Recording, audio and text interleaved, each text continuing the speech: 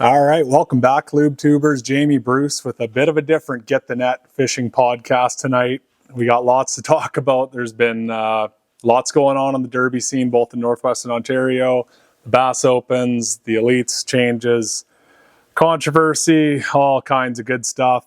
I'm in the big Lund right now rigging up for lacrosse, and I'll be honest, I just don't have any damn time to do a podcast right now. We're mid-derby. I got one evening. Ashley's out for dinner right now with the youngster.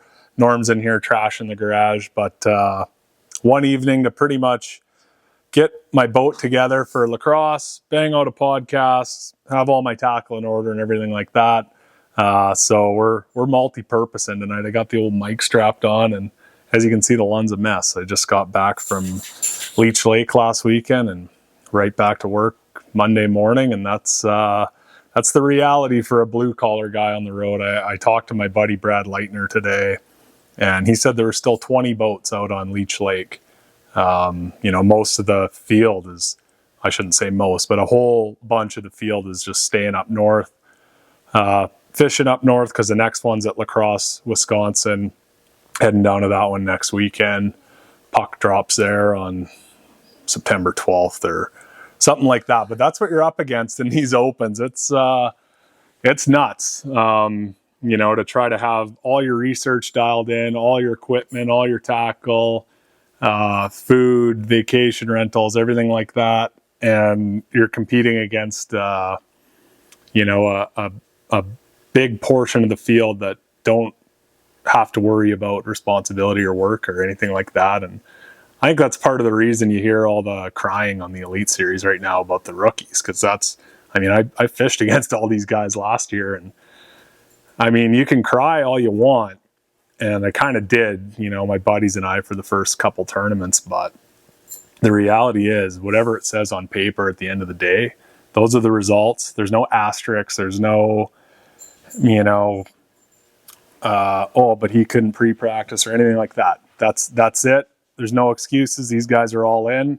A lot of us can't be all in, with work and content and everything like that. And, most importantly, family.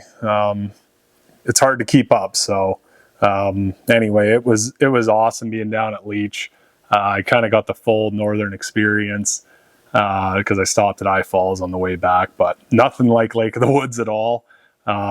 I was hoping a couple of guys from up here would jump in as co's or jackpot as a boater or something like that, but didn't see any. So I hope they realize that it's not very often that Bassmaster comes 5 or 5.5 hours from the house. So it was awesome in that regard. Stayed with my buddy Dusty Menke. He's a walleye pro on the NWT.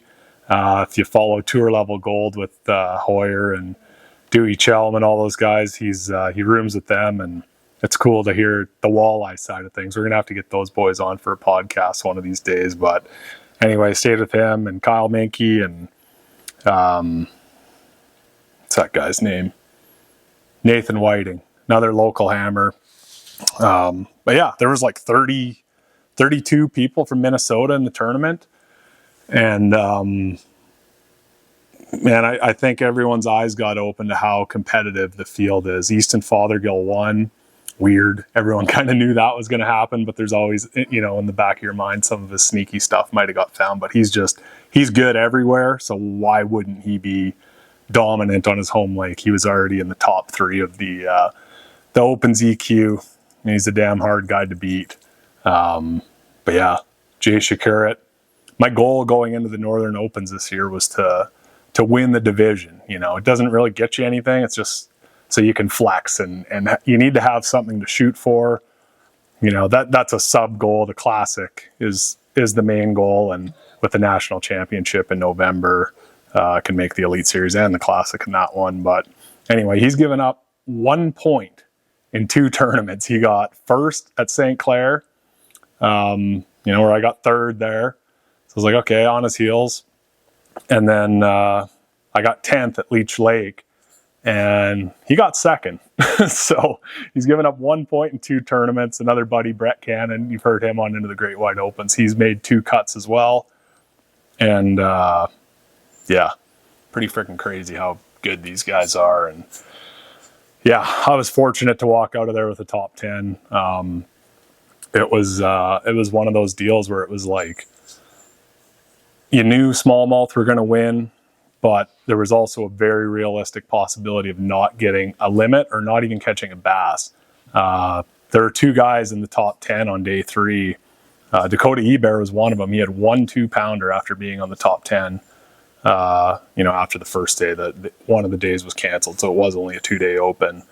And then another guy had 20 pounds and then right to 0. And people are like, how could he choke like that? Well, I caught 11 keeper smallmouth in 2 tournament days. Those are 2 long tournament days running all your best stuff.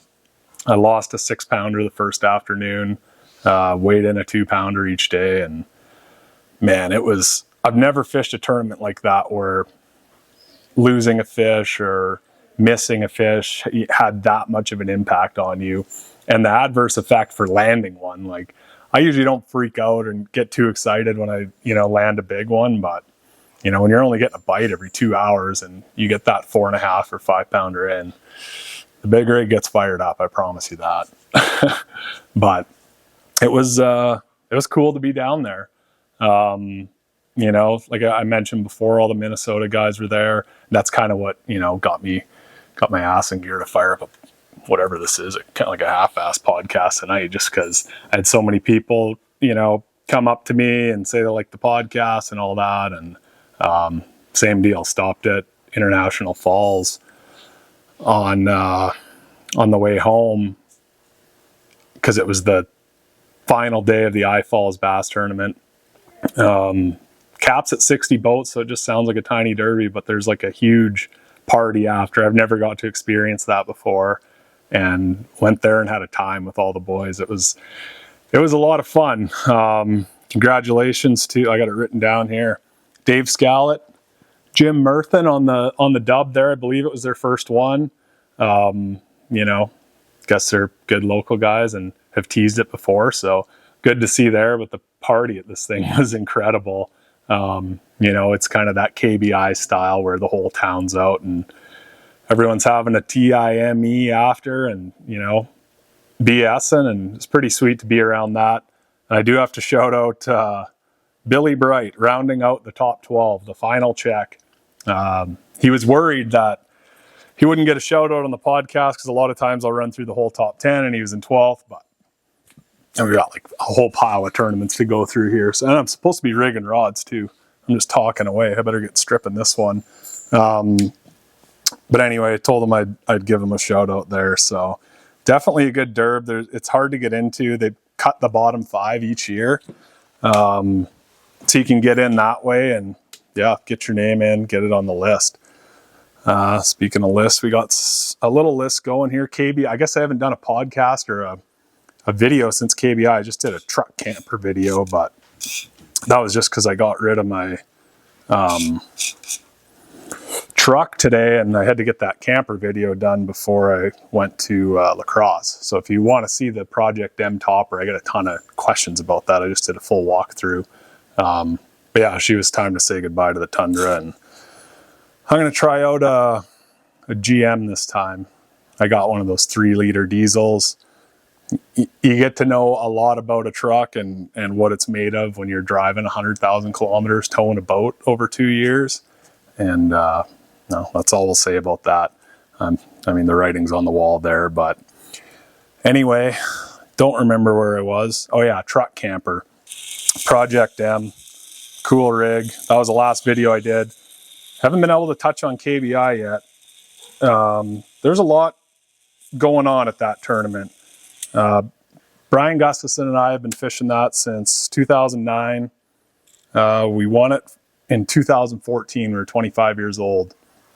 And man, I've been gunning after it ever since. I haven't hardly been able to fish Lake of the Woods this year just because of how busy everything's been. And I was just happy to be out there fishing Lake of the Woods. I got to pre-fish for like 3.5 days, which is a long time. Not a long time compared to some of the people you're fishing against, but you know, it was awesome just to be out there. Got to grab a couple buddies and share the boat with them, and it's been a while since that. But this is a competitive event, so Still went hard in the practice.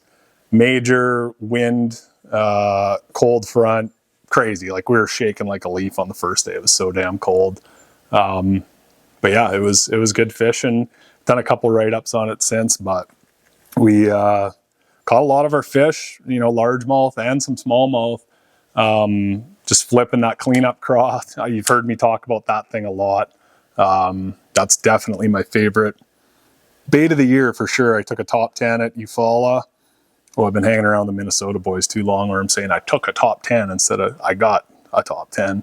But anyway, I got a top 10 at Eufaula in February, almost exclusively on that craw. And, we caught a lot of our fish in KBI on it, but had to fill out the limit with the mayor a few days. And yeah, had some big largemouth the first couple days and had a 18.5 bag of smallmouth on the last day and won by, what did we win by? It wasn't a ton.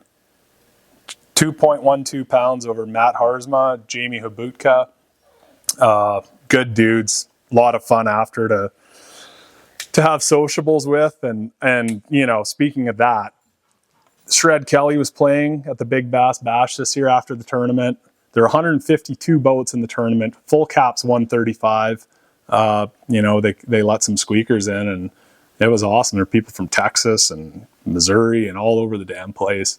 But the tent ride, like we had Jay Siemens in the boat with us, taking some videos and some photos and everything like that. And it was wall to wall in the tent, with kids and everyone from the town during the day. And that didn't really change at night. The whole crowd flipped.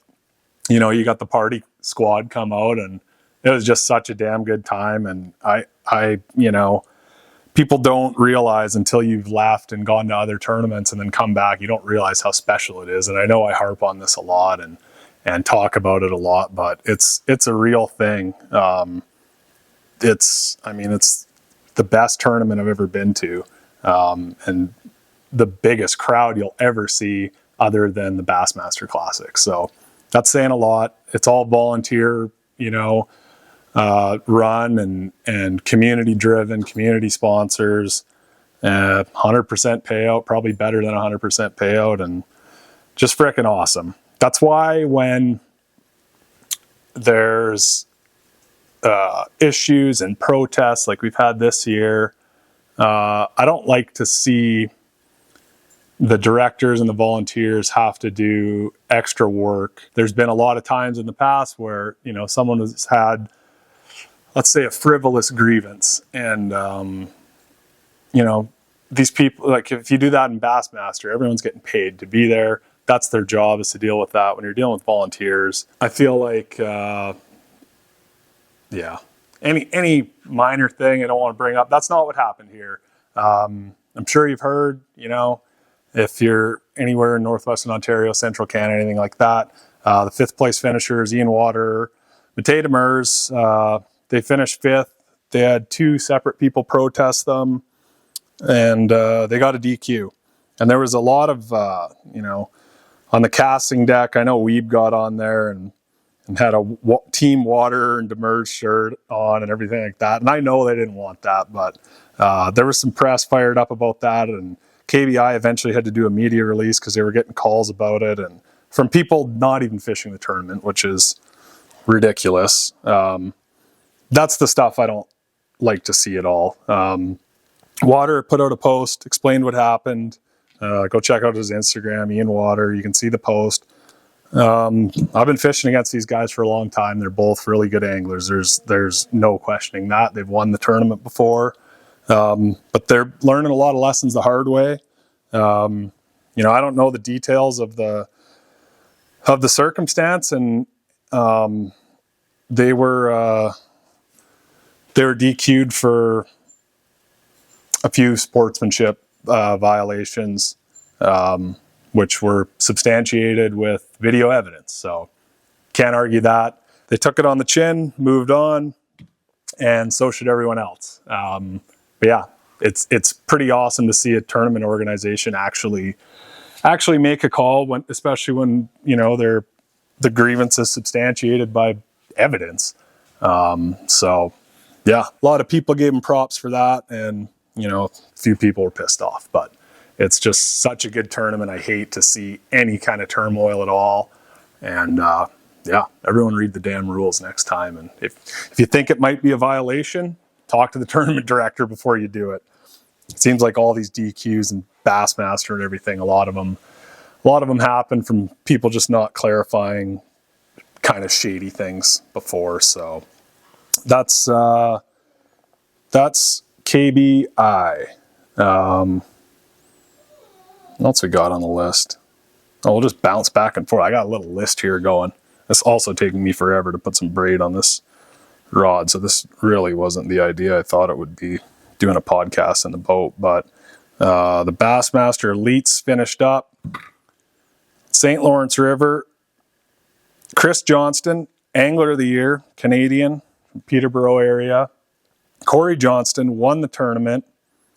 JT Tompkins DQ'd from the tournament for failing a polygraph for obtaining information illegally. And Bobby G had some drama going on there. My old buddy Robert G from the Opens. So yeah, anyway, may as well stay on the DQ topic.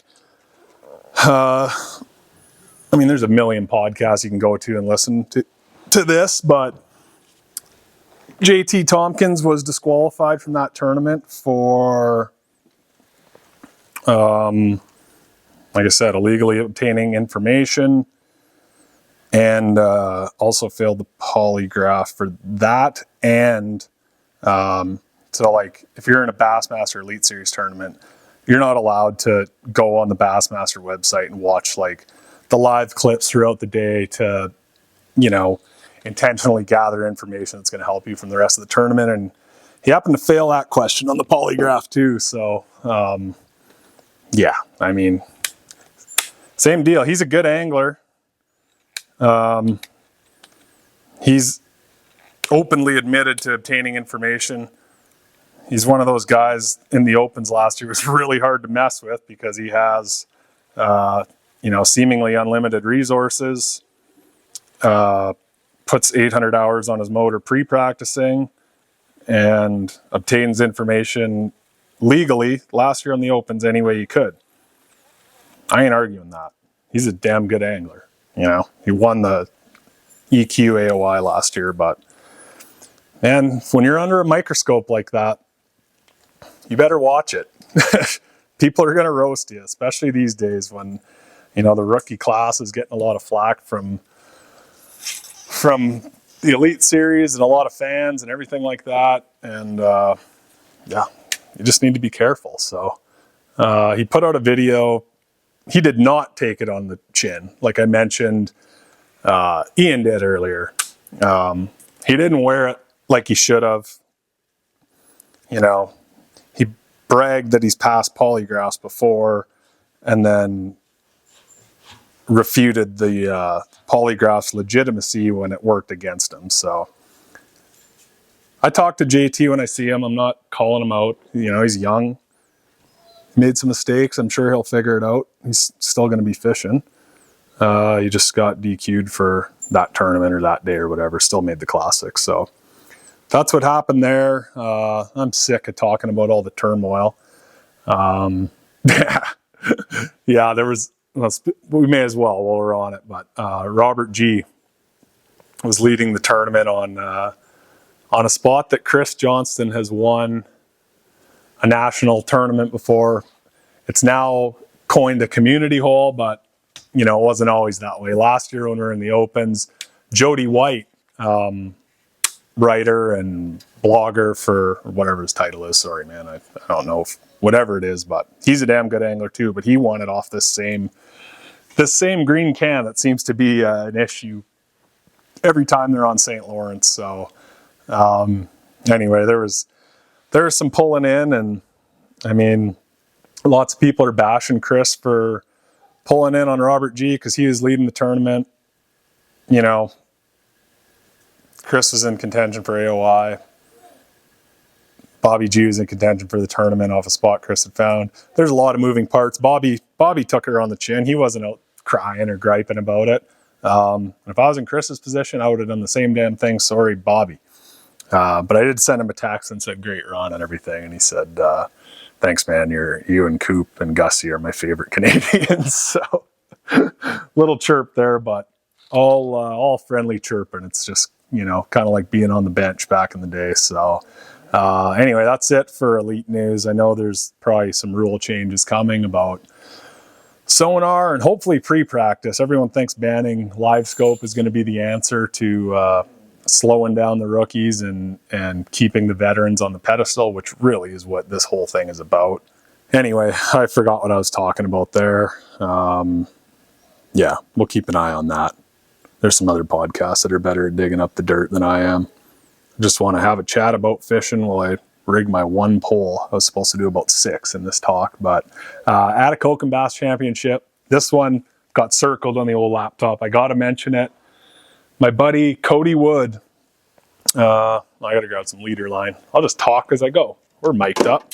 My buddy Cody Wood and his partner Jared Wood, also brother, if you couldn't make that connection, finally won the Atikokan Bass Championship. It's a really cool tournament, big mega party, much like KBI, Fort, and I Falls. It's 110 teams. It's a really good smallmouth lake, really big weights. And these guys were second last year, just narrowly missed it. And they finally got the dub. So there probably wasn't a Twisted Tea safe in the whole Atikokan region that night, but that's pretty awesome. I was right fired up for them. So congratulations, Cody and Jared Wood. Cody actually came down to Hartwell with me a couple years ago and fished the Opens as a co-angler. And man, we had a time. That boy's got some jokes. So congratulations there. While we're on the other local derbies. Oh, my buddy Hanky, Sean McGaughy. Him and his wife, Maddie McGaughy, just won a big old walleye tournament. It's on the English River. It's up north. It's up north fishing. They have a big bass tournament there that's 20 grand, and they won $22,000 in this 60 boat tournament. And yeah, pretty awesome to see. They've been at her up there. It's a big system. You got to put your time in and learn it. But huge shout out to Sean and Maddie. I'm not going to be able to tie an FG knot. I'm doing a damn podcast here. What else we got? And before we move on here, I just got to thank a few sponsors quick and give you a reminder about Nordic Point Lodge. Going to head up there sometime this fall and do a little filming. They got incredible fishing. I did get to go up there in June, and incredible eating too. So don't forget to check out the restaurant there. I'll link it in the description below. And yeah, good to start thinking about your next trip now. Hunting too is a deal up there. So check it out. Drop any comments below if you have any questions, and we'll put you in touch with the right people. 13 fishing. As you can see, I got about 40 rods in the boat right now. The new line that's coming out, I've been using it. I haven't mentioned the name or anything. I'm sure if you watch a YouTube video slow enough, you'll see them. But they've really got all the bases covered. Ricky and the design team down south they're knocking it out of the park. They know what you want, spinning rods and bait casters. A lot of times rod companies just focus on having banger bait casters and then just put out dog's breakfast spinning rods and spinning reels and everything like that. So promise you the full lineup of spinning rods is really good. Whether you're throwing a hair jig or drop shotting or slinging a tube or firing Gary around or whatever you're doing, firing around a freeloader on a jig head. I had Jack Dice was out there beating everyone's arse on a community spot on the freeloader on a jig head. I was using the Crush City, the Jerk, the Canadian exclusive minnow. I love that thing. I caught him on it at St. Clair too, in conjunction with the Mooch minnow, Smeltinator jig head. I don't need to tell you guys all this stuff. I don't really want to either, because it's the deal. But yeah, the big Lund just did the old bolt check on everything. Everything's super solid. I got my Geiger Tech mounts up there. You can haul the damn boat around the garage by the mounts. So I just came off 2 huge water tournaments, and everything's solid on the big Lund. And I'll tell you, when Leach got rolling, I was pretty happy to be in this rig. So there's a reason everyone's got a Lund, up north on Leech Lake and that big water. Check those out at WSL Sport. time to start peaking for next year. And yeah, got to talk about the Sims. Sims, I'll do a product highlight. I don't remember what these shoes are called. You'll find them. They're like Gore-Tex and they're breathable. You know, they're the ultimate derby shoe. They've got enough support where you're not toasting your back. Like, I used to fish barefoot or flip-flops or whatever. But then your feet always get wet in tournaments. You're always, you know, pulling the weigh bag from one station to the next or standing on stage. Or loading your boat on the trailer. You're going to get wet. These ones dry out the quickest that I've ever seen, and I've absolutely loved them. And they kind of go without saying too, Powerhouse lithium batteries, wouldn't be able to do this season without them. You know, that run and gun charger is the absolute deal. St. Clair, I was putting like 10 miles on my trolling motor, and I've got 240 amps in here, you know, and you're on high the whole time for, you know, 10 or 14 hours in practice. You're eventually going to kill them. Especially if you're not running anywhere. So I could just start it up, got some juice going, and, you know, able to finish out the day. There's not a whole lot of systems that offer something like that. I'll probably put even more batteries in here next year. Just the way everything's going, you got to have more capacity, and they've got everything you need. I've just running a little lean system here, but yeah, I guess my fishing style calls for the most. Anyway, the Powerhouse running gun charger. You got the emergency start on the cranking batteries, a 16 volt, everything like that. Like, it's a sweet system. And especially, like, I don't have any time, as, you know, I've explained. And if I've got to stop and mess with battery issues on the road, or even like right now, trying to tie this leader, I just don't have time to deal with it. So I'm really thankful to have dialed in gear. So check those out at Lake of the Woods Sports and powerhouselithium.com. And if you haven't done so yet, dried and tagged fish contests, all kinds of coins swimming around there. You could probably win more money going to chase those tagged fish on Wabigoon chain right now than, you know, you could in any of these local tournaments we're talking about, or even in the Bassmaster Opens. There's some heavy Skrilla floating around for a really low barrier to entry. You know, you buy the ticket for $20, you can fish off flat rock. We've let all kinds of go close and far, and fish swim too. So they're all over the place. A couple worth 10 grand. And, you know, I don't know how many there are in total. You'll have to check it out on the website. The link is in the description below. Dried and tagged fish contest.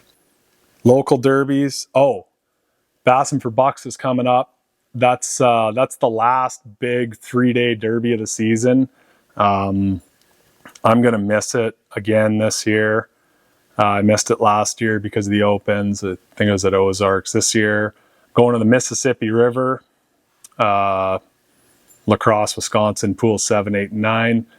It's only about 9 or 10 hours from here, so another close one, which is super rare for these Opens, and my second last chance at making the Bassmaster Classic this year.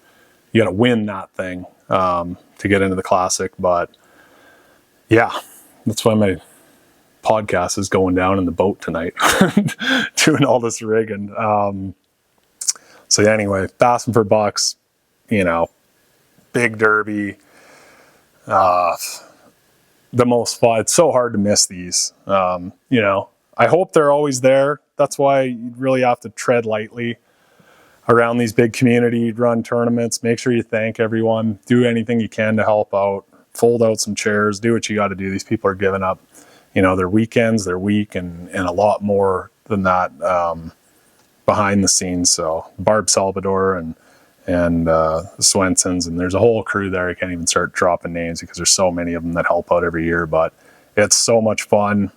Yeah, sucks to miss it. I'm going to be around the region this weekend, so hopefully see some of the crew, and ready to go up my frog game. I'm hoping to sneak out for one evening. This La Crosse looks like a frog hole, you know, which is fine with me. Like I mentioned in KBI, we never caught a single bass over the course of 3 days live scoping, and it was just shallow, mixed bag fishing, kicking it old school. I do understand why people bitch about live sonar and watching it and everything like that, because it is a lot more fun just to fish shallow. And yeah, gonna do that while Bassing for Bucks is going on.